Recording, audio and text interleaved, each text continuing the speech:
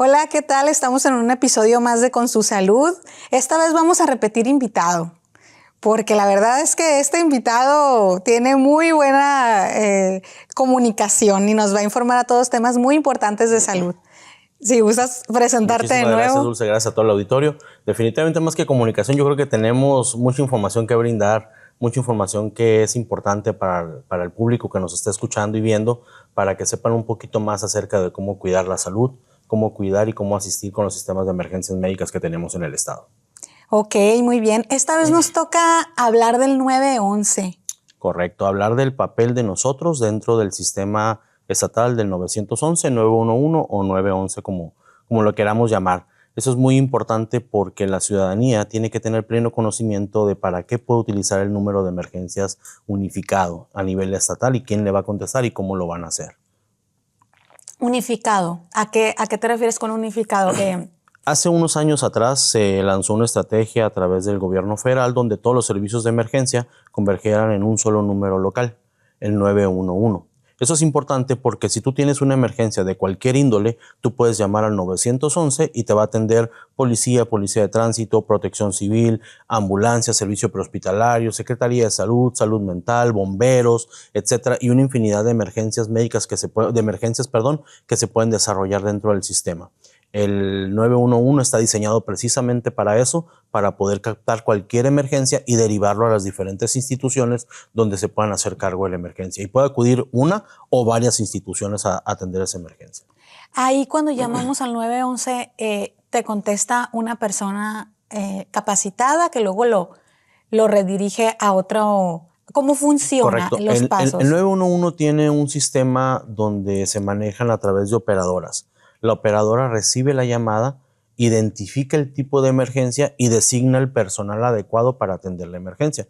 Digamos un ejemplo, entra una llamada por una emergencia médica. La operadora detecta en los primeros segundos que es una emergencia médica, toma los datos necesarios que le pide el sistema y comparte la llamada a los servicios de emergencias médicas. En este caso, imaginemos que es un accidente vehicular, se comparte la llamada tanto a nosotros como CRUM, a Cruz Roja probablemente, a Protección Civil si hay derrames de líquidos, Policía de Tránsito o cualquier otro apoyo que se requiera en la entidad. Imaginemos que el accidente vehicular chocó contra un poste de luz. El poste de luz soltó un cable. Entonces se activan todos los sistemas y aparte se notifica a Comisión Federal de Electricidad para que vaya y desenergice ese cableado que puede causar otro daño a la población. Ok, entonces trabajan muchas instituciones. Correcto, bajo el mismo techo. Y en conjunto además, ¿no? Sí. Me imagino que Protección Civil y ustedes trabajan muy de la mano. Todos podemos ver en la pantalla los diferentes folios. Una vez que tenemos abierto el folio de la emergencia, si el folio está abierto para nosotros, Cruz Roja y Protección Civil, solamente nosotros tres podemos verlo. Pero si se abre en completo para todo el panorama de emergencias médicas, de emergencias ahí en el 911, todas las demás corporaciones pueden ver el folio. Pueden ver las notas que nosotros ponemos, pueden ver los pacientes que atendimos, las situaciones que estamos reportando y cuáles son las atenciones que ocupamos de las otras corporaciones. Tenemos un despachador. El CRUM en el 911 funciona con un binomio que es un médico urgenciólogo y un paramédico capaces de poder brindar atención telefónica y dar respuesta a las emergencias médicas. Ok, ¿qué cobertura tienen ustedes? Por ejemplo, pues sabemos que hay uno aquí en Hermosillo, que es centro. ¿Un centro? Ajá, y también tenemos presencia en otras partes. Sí, de hecho, el 911 tiene presencia en todo el estado. Tiene diferentes centros, me parece que son 9, si no mal recuerdo el dato, me parece que son 9 centros que tienen 9 sistemas diferentes. Nosotros solamente figuramos en el de Hermosillo, pero en la computadora de Hermosillo tenemos abierto los 9 sistemas. Podemos entrar al centro de San Luis, al centro de Nogales, al centro de Obregón, al centro de Navojoa, Guaymas, y podemos ver todos los reportes que se enlacen a esas llamadas. Si nosotros tenemos injerencia, por ejemplo, recientemente abrimos bases en el C5 de Cananea, de Nogales, perdón, y entra una llamada que puede acudir Moctezuma, que es una de las bases que nosotros tenemos, nosotros derivamos la llamada a Moctezuma y atendemos con la base Moctezuma. Lo mismo pasa para Tecoripa y para las futuras bases que tengamos. Si la llamada la podemos recibir y atender de manera telefónica, la atendemos nosotros también. CRUM tiene Moctezuma y Tecoripa, ¿verdad? Son 3 bases ahorita en esencia. Está Hermosillo como la base central, Moctezuma para la Sierra Alta y Tecoripa para la sierra de aquel lado del sur del estado. Ok. Y cubren la sierra, ok, ya me dijiste, la Sierra Alta. La Sierra Alta. Okay.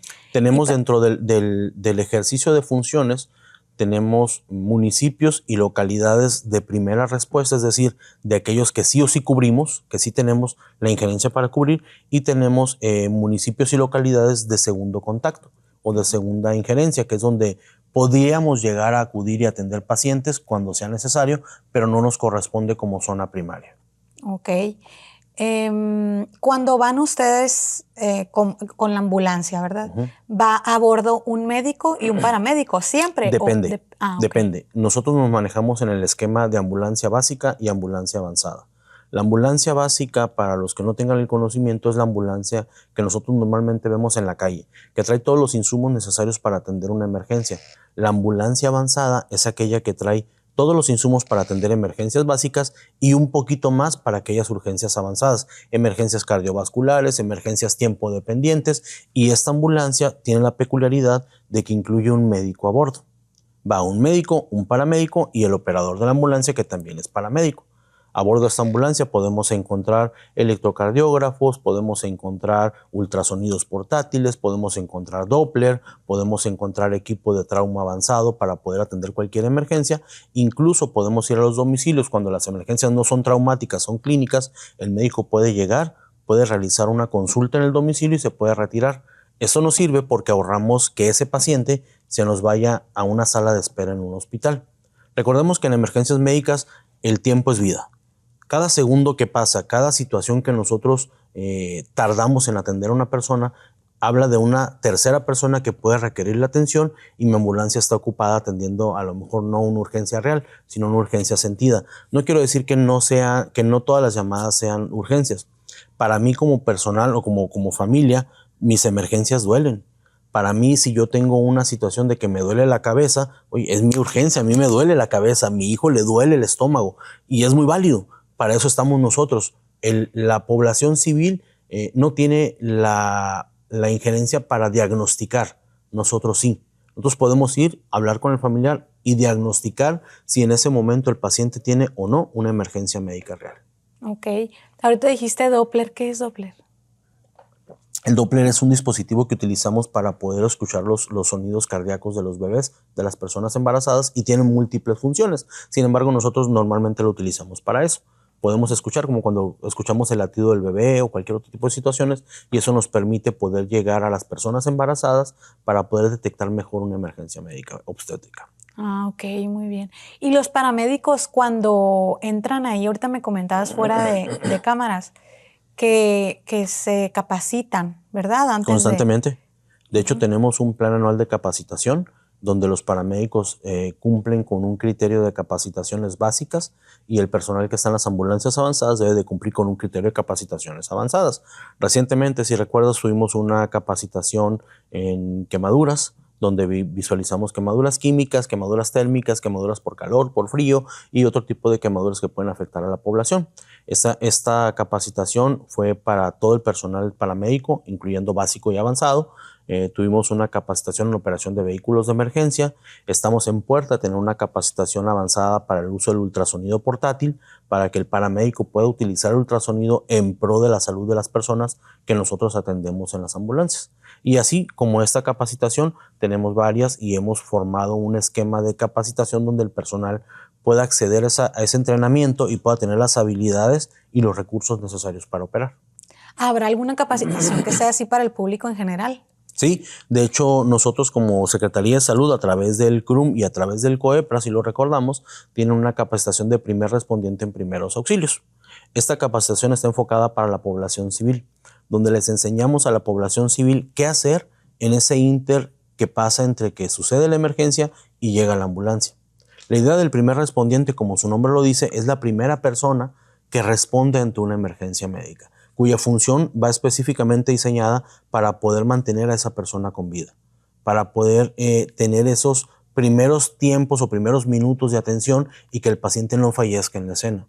Esto, acompañado de la asesoría médica telefónica del técnico o el médico regulador del CRUM, puede salvar la vida de una persona, y ha salvado vidas incluso. Es muy interesante esto que dices del asesoramiento cuando llamas al 911. No nada más es vengan la ambulancia o algún otro servicio, sino es una asesoría, ¿no? Que te dan. Correcto. Esta parte para nosotros juega un papel muy importante dentro del esquema de atención prehospitalaria, porque para nosotros el PAT o el primer auxilio telefónico va a derivar en todas las atenciones que se dan antes de que llegue la ambulancia. Y esos primeros minutos de atención pueden salvar la vida de una persona en una hemorragia, en un paro cardiorrespiratorio, en un parto asistido, en una emergencia tiempo dependiente. Sabemos que aunque queramos, por más cerquita que esté la ambulancia, vamos a tardar que 5, 10 minutos. Y 5 o 10 minutos cuando se vive una emergencia médica de un ser querido es muchísimo tiempo. Y esto tiene dos vertientes. Ayuda de manera psicológica a la persona que está atendiendo porque ya no sientes que estás esperando a que llegue la ayuda. Ya estás actuando conforme la asesoría del médico regulador o el técnico regulador te oriente para poder atender a esa persona. Los PAT o la forma en la que nosotros trabajamos va por criterios. Tú llamas al 911, tienes una emergencia médica y a la par, por favor no confundan esto, a la par de que el médico o el técnico está hablando contigo, ya envió la ambulancia si tú la requieres. No necesariamente te tiene que decir ya envié la ambulancia para que tú estés consciente. Sin embargo, él, a la par que él detecta la emergencia, él tiene un tiempo aproximado de 45 segundos para poder decidir si tu atención es una urgencia real o no. Si requiere una ambulancia o requiere una atención telefónica. Entonces, en ese tiempo que el técnico o el médico regulador tiene para poder decidir, él ya está enviando la unidad.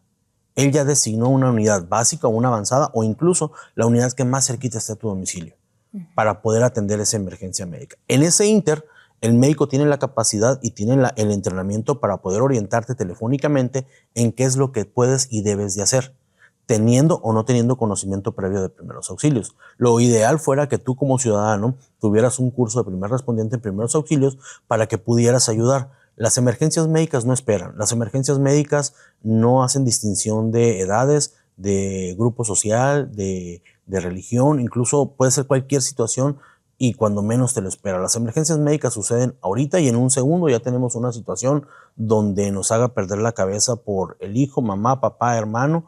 Y esta situación, pues desgraciadamente no todos tenemos la mentalidad tan fuerte como para poder atenderlo. Ahí es donde entra el médico regulador. Incluso las personas que tienen conocimientos previos de primeros auxilios, se los digo por un tema personal, es muy difícil atender a un familiar. Aún teniendo tú el conocimiento completo, atención de primeros auxilios, atender a la familia es lo más difícil que pueda pasar. Y es donde entra en juego el técnico o el médico regulador. La persona que está ahí, el médico regulador, tiene a su disposición todo el catálogo de atenciones disponibles habidas y por haber.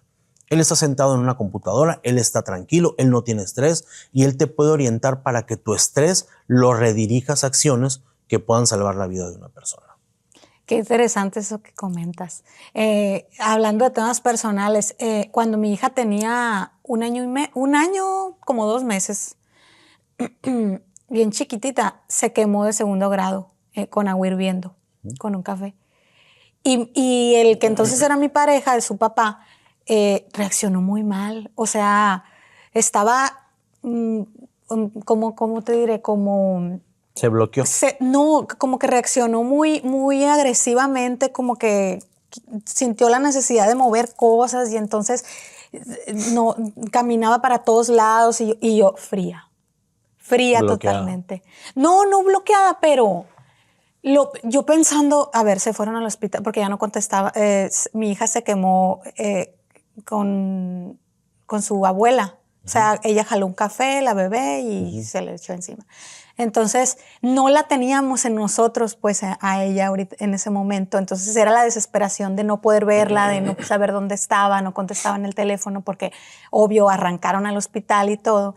Pero entonces, a veces a la familia nos toca hacer esta parte en la que piensa, bueno, se fueron a tal hospital, fríamente, ¿no?